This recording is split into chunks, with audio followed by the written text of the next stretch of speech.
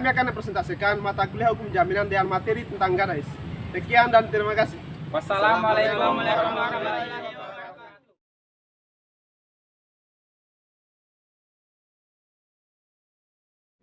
Pada kesempatan kali ini, saya akan memaparkan beberapa materi tentang gadai. Yang pertama itu istilah dan pengertian gadai. Yang kedua, pengertian gadai berdasarkan pasal 150 KUH Perdata. Yang ketiga, saya akan menjelaskan tentang pengertian gadai menurut Otoritas Jasa Keuangan nomor 31 tahun 2016 tentang usaha kegiatan pegadaian. Yang keempat, saya akan menjelaskan tentang pengertian gadai menurut Kamus Umum Bahasa Indonesia. Ya, baliklah langsung saja. Yang pertama, istilah dan pengertian gadai. Istilah gadai berasal dari terjemahan kata panah atau bahasa Belanda, atau pledge atau pound bahasa Inggris. Pengertian gadai tercantum dalam pasal 1150 KUH Perdata. Hak yang diperoleh kreditur atas suatu benda bergerak yang diserahkan kepadanya oleh debitur atau orang lain atas namanya untuk menjamin suatu utang dan yang memberikan kepuasan kepada kreditur untuk mendapat pelunasan dari benda tersebut lebih dulu daripada kreditur lainnya, kecuali biaya untuk melelang benda tersebut dan biaya yang telah dikeluarkan untuk pemeliharaan setelah benda itu digadaikan. Dari pengertian gadai yang terdapat pada pasal 150 KUH Perdata, jadi gadai atau pan adalah suatu hak kebendaan atas suatu benda bergerak kepunyaan orang lain yang semata-mata diciptakan dengan menyerahkan benda tersebut yang bertujuan untuk menjamin pelunasan suatu utang. Baiklah, yang ketiga saya akan menjelaskan tentang pengertian gadai menurut Peraturan Otoritas Jasa Keuangan nomor 31 tahun 2016 tentang usaha kegiatan pegadaian. Jadi yang dimaksud dengan gadai di sini adalah suatu hak yang diperoleh perusahaan pegadaian atas suatu barang bergerak yang diserahkan kepadanya oleh nasabah atau oleh kuasanya sebagai jaminan atas pinjamannya, dan yang memberi wewenang kepada perusahaan pegadaian untuk mengambil pelunasan pinjaman dari barang itu dengan mendahului kreditur-kreditur lain dengan pengecualian biaya untuk melelang atau menjual barang tersebut dan biaya untuk menyelamatkan barang yang dikeluarkan setelah barang itu diserahkan sebagai gadai. Biaya-biaya mana yang harus didahulukan? Yang keempat, saya akan menjelaskan tentang pengertian gadai menurut Kamus Umum Bahasa Indonesia. Jadi yang dimaksud dengan gadai dalam Kamus Umum Bahasa Indonesia adalah pinjam-meminjam uang dengan menyerahkan barang dengan batas waktu tertentu. Bila tersampai waktunya tidak ditebus, barang itu menjadi hak orang yang memberi pinjaman. Materi selanjutnya akan dipaparkan oleh teman saya. Baiklah, di sini saya akan melanjutkan paparan materi yang disampaikan oleh teman saya tadi, bahwa yang pertama itu saya akan memulai dengan unsur-unsur yang terdapat dalam gadai menurut Abdul Qadir Muhammad. Jadi unsur-unsur gadai itu adalah bahwa hak yang diperoleh kreditur itu adalah sebuah benda yang bergerak, dan benda bergerak itu adalah diserahkan oleh debitur kepada kreditur. Dalam penyerahan benda tersebut hanyalah sebuah jaminan dalam menjamin sebuah utangnya, dan hak kreditur itu adalah pelunasan piutangnya dengan kuasa melelang benda jaminan tersebut apabila di kemudian hari si debitur ini adalah melakukan wan prestasi atau ingkar janji. Dalam pelunasan utang tersebut juga didahulukan dari kreditur-kreditur lain, dan biaya-biaya lelang, biaya pemeliharaan atas benda tersebut dilunasi lebih dahulu dari hasil lelang sebelum pelunasan utang tersebut. Selanjutnya itu adalah tentang gadai. Pengertian gadai di sini saya akan berikan dua definisi. Dan tadi juga sudah dijelaskan oleh teman saya mengenai definisi gadai dari pasal 1150, dan di sini saya akan memberikan saja definisi dari Profesor Sri Sudewa, bahwa beliau mengungkapkan bahwa gadai adalah hak yang diperoleh kreditur atas benda bergerak untuk jaminan suatu utang. Jadi itulah definisi dari Profesor Sri Sudewa tentang gadai. Dan apa saja sih objek gadai itu? Jadi objek gadai itu adalah semua benda bergerak milik debitur, maka dia itulah sebuah objek yang dapat digadaikan oleh debitur kepada kreditur itu sendiri. Selanjutnya adalah para pihak ataupun siapa saja sih pihak-pihak yang terdapat dalam gadai. Jadi pertama itu adalah pemberi gadai yang disebut dengan debitur. Debitur ini pula diatur dalam 1152 ayat 1 KUH Perdata dan pasal 1156 dalam KUH Perdata, bahwa pihak ketiga sebagai pemberi gadai atau penanggung utang, dan pihak ketiga tidak punya utang, hanya berkewajiban pada benda yang digadaikan. Nah, itu. Yang kedua adalah penerima gadai. Ya, penerima gadai. Penerima gadai ini adalah mempunyai sifat dan tujuan hak gadai. Pertama itu adalah dia mempunyai sifat dan tujuan sebagai hak preference. Hak preference itu adalah sesuatu yang didahulukan dari debitur lain. Dan yang kedua itu tujuan dan sifatnya adalah bersifat kebendaan, bahwa sebuah benda itu sebuah benda yang harus digadaikan. Dan yang kedua adalah, yang ketiga adalah aksesorir, sebagai perjanjian ikutan atau sebuah perjanjian yang menyusul dari perjanjian sebelumnya. Yang keempat adalah menjadi pelunasan utangnya. Yang kelima tidak dapat dibagi-bagi ataupun seluruh benda untuk satu kesatuan. Dan yang keenam itu adalah in benzin telim. Nah, itulah pihak-pihak yang terdapat dalam gadai adalah pemberi utang dan si penerima utang, yang disebut dengan debitur dan kreditur. Selanjutnya adalah syarat syahnya sebuah gadai. Jadi harus ada penyerahan atas benda yang dijadikan jaminan, dan benda yang digadaikan itu harus dikeluarkan dari kekuasaan pemilik gadai atau debitur. Nah, itulah syarat sahnya sebuah gadai. Harus ada penyerahan atas benda yang dijadikan jaminan, dan benda yang digadaikan itu harus dikeluarkan dari kekuasaan pemilik gadai, ya, atau disebut dengan debitur. Yang selanjutnya adalah proses dari jadinya gadai. Jadi dalam proses dari gadai ini adalah, pertama itu sebuah benda bergerak berwujud. Nah, dalam perjanjian utang piutang secara lisan atau secara tertulis, dan secara tertulis itu melalui akta di bawah tangan dan akta otentik. Pada pasal 1151 KUH Perdata, persetujuan gadai dapat dibuktikan dengan semua alat-alat pembuktian yang diperbolehkan untuk membuktikan adanya perjanjian pokok. Dan barang yang dijadikan jaminan harus dilepaskan dari kekuasaan pemberi gadai pada pasal 1152 KUH Perdata. Selanjutnya akan dipaparkan oleh teman saya. Oke, baik. Di sini saya akan melanjutkan paparan materi dari teman saya mengenai proses terjadinya gadai. Langsung saja, benda-benda gadai. Benda-benda gadai terbagi menjadi dua, yaitu yang pertama menurut KUH Perdata dan menurut hukum adat. Yang pertama menurut hukum adat. Menurut hukum adat terbagi menjadi dua. Yang pertama, barang dilepas dari kekuasaan debitur. Yang kedua, jika debitur lalai, tidak boleh memperjanjikan barang yang digadaikan otomatis dimiliki debitur. Menurut hukum adat, yang pertama, ada dua bentuk, borek dan cekelan. Barang jaminan tetap dilunasi debitur. Yang kedua, dalam bentuk cekelan, tidak dilarang untuk memperjanjikan yang milik barang digadaikan menjadi kreditur jika debitur lalai. Selanjutnya, sifat-sifat khusus gadai. Gadai bersifat aksesorir, artinya sebagai pelengkap dari perjanjian pokok, yaitu utang piutang. Adanya gadai dari tergantung pada adanya perjanjian pokok utang piutang. Tanpa perjanjian pokok utang piutang tidak ada gadai. Gadai bersifat jaminan utang, di mana benda jaminan harus dikuasai dan disimpan oleh kreditur. Gadai bersifat tidak dapat dibagi, artinya sebagian gadai tidak hapus dengan pembayaran sebagian utang debitur. Hal ini ditentukan dalam pasal 1160 ayat 1 Kitab Undang-Undang Hukum Perdata.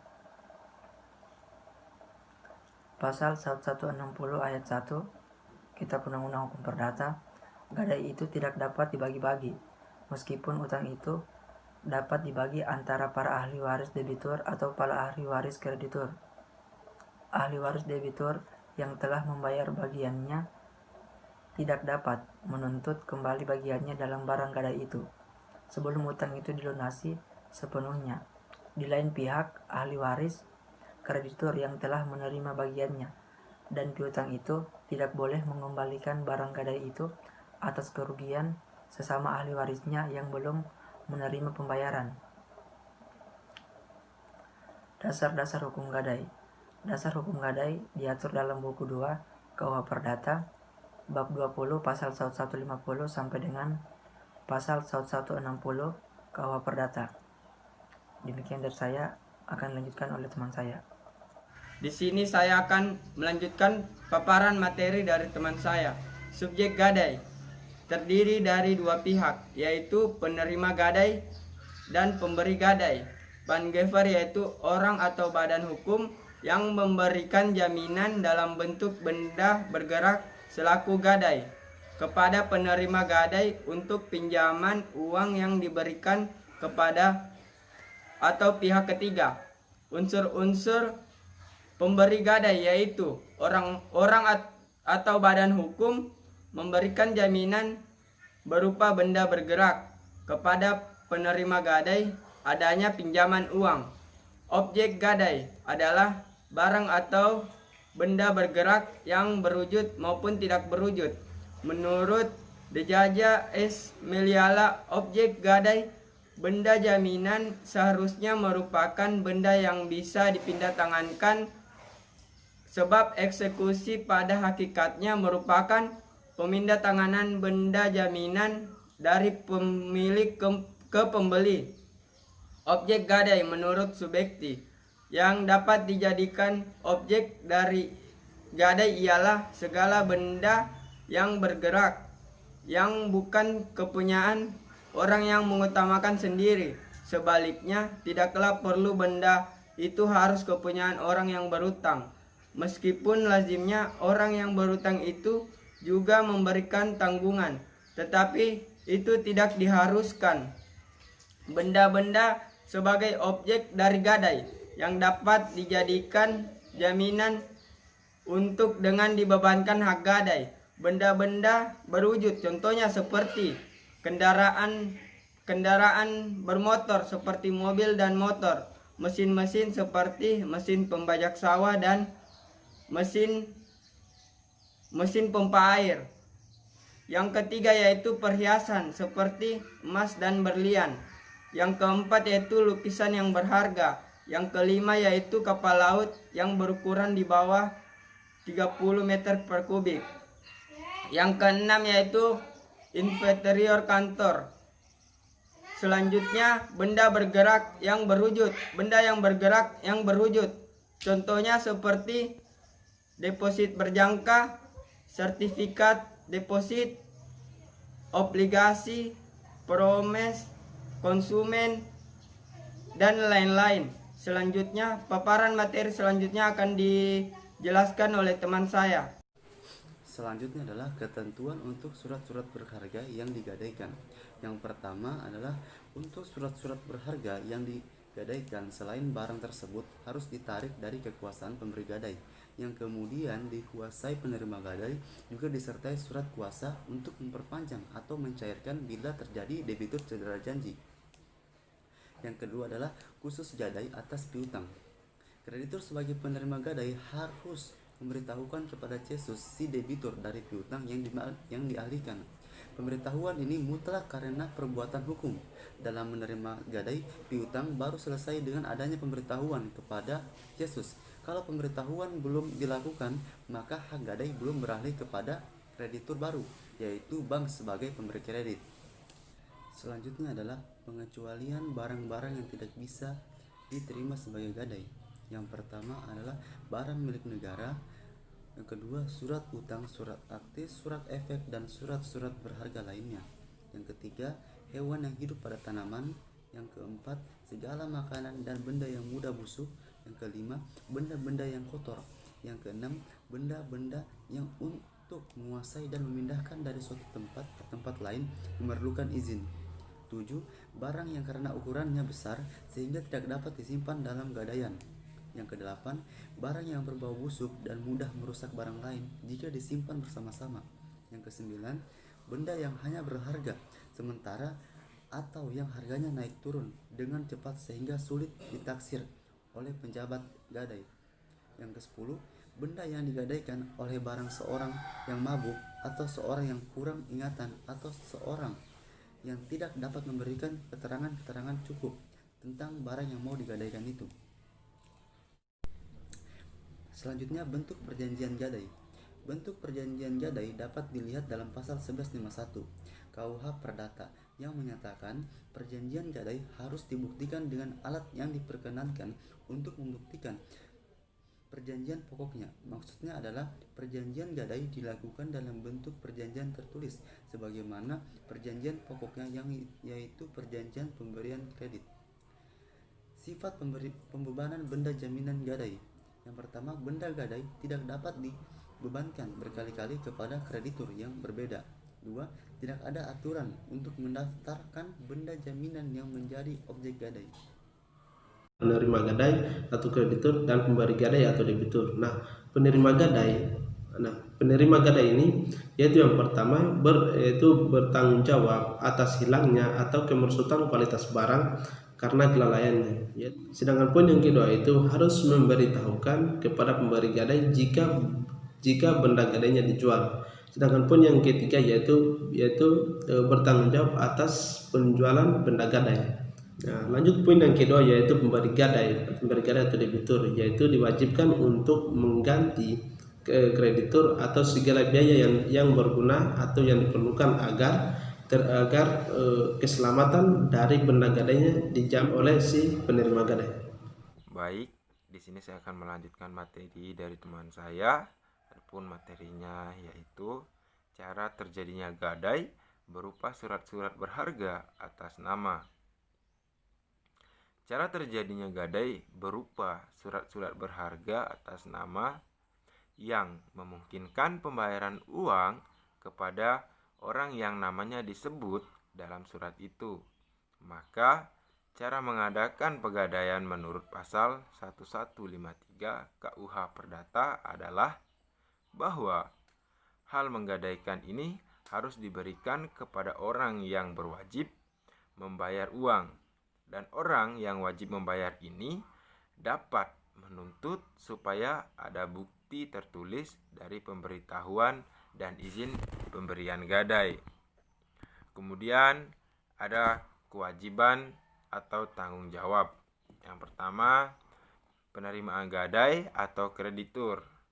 Pertanggungjawaban untuk hilangnya atau merosotnya barang telah terjadi karena kelalaian. Yang kedua, harus memberitahukan pemberi gadai jika benda gadai dijual. Yang ketiga, pertanggungjawaban terhadap penjualan benda gadai. Kemudian ada juga pemberian gadai diwajibkan mengganti kepada kreditur segala biaya yang berguna dan perlu yang telah dikeluarkan oleh pihak yang tersebut belakangan guna keselamatan barang gadai. Kemudian ada hak penerima gadai. Penerima gadai mempunyai hak sebagai berikut. Yang pertama, penguasa benda gadai tidak mempunyai hak untuk memiliki benda gadai. Yang kedua, dalam hal debituruan prestasi untuk menjual dan kekuasaan sendiri, sehingga hak untuk penjualan benda gadai tidak diperlukan adanya title eksekutorial. Yang ketiga, penjualan benda gadai dengan perantara hakim.